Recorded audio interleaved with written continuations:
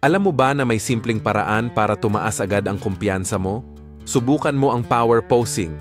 Ito ang 10 power poses na pwedeng gawin kahit saan at kahit kailan.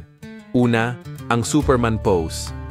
Tumayo ng tuwid, kamay sa baywang. Dibdib ayos at tingnan ang harap ng matatag.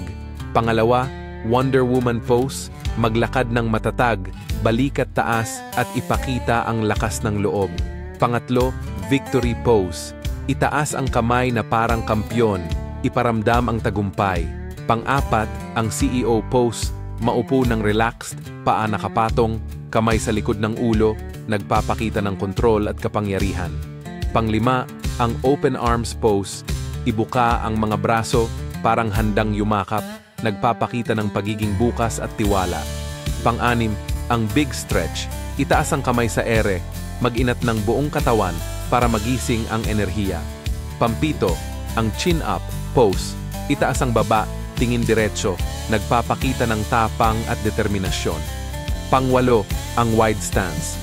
Buksan ang mga paa ng malapad, parang handang sumabak sa anumang hamon. Pangsyam, ang Fist Pump.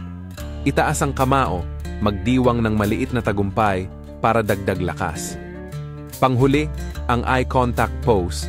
Tumingin diretso sa mata ng kausap, nagpapakita ng kumpiyansa at respeto. Gawin ang mga ito araw-araw, kahit ilang minuto lang, para mas maging matatag, panatag, at handa sa anumang pagsubok ang sarili mo.